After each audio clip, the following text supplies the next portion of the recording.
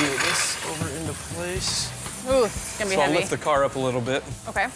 Allyssa and I were able to get the grille assembly installed in the 69 Roadrunner. We made all of our final adjustments and we were able to tighten everything down. Now we are ready to install the front bumper assembly. Hey. Alrighty, so if you want to just guide it right around the frame rail. So the way that Justin has this front bumper set up is perfect. First thing you do is you put in the bumper bracket bolts and keep them loose, and then you rock the front bumper up, and doing it this way makes you much less likely to scratch the new paint. So he's got it down. So when you adjust it, is it gonna change the height of the bumper at all?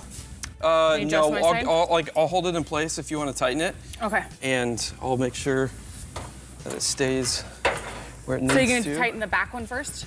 Or the Yeah, front? Okay. yeah, tighten the back one first. Okay. Okay, I think you're good to, yep. Is that good, or Yep. as tight as we'll go? Yep, keep going. Okay. Nice.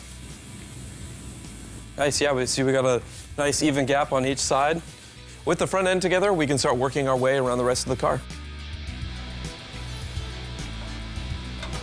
With emblems like this, you want to be very careful when tightening them up into place. These parts are actually made of pot metal and they're not very strong. If you're not paying attention, you could over tighten them and strip the stud or break it off. If you do, the emblem's no good and you have to replace it. Another thing you want to be careful of when you're tightening these things down, especially these long Plymouth emblems, is you can skewer or distort, make the letters wavy. So just make sure when you're tightening those things down the back, you're making sure that emblem is nice and straight.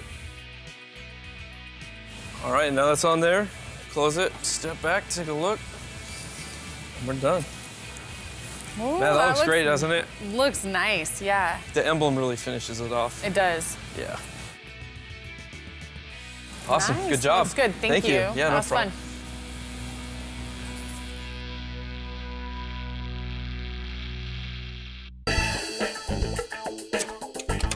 The 1970 Dart versus Nova, co-starring the Dart Swinger and Coma Coupe.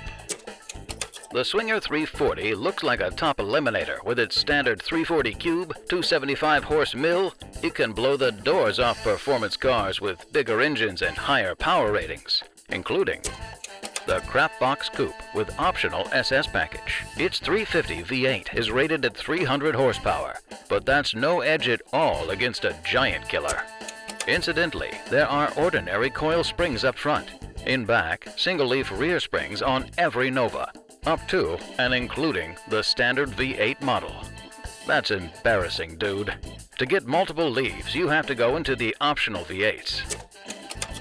Dart Torsionaire is much costlier. Torsion bar front springs are teamed with multi-leaf rear springs on all models. The result is a smooth ride and sports car handling. Nova is a granny car.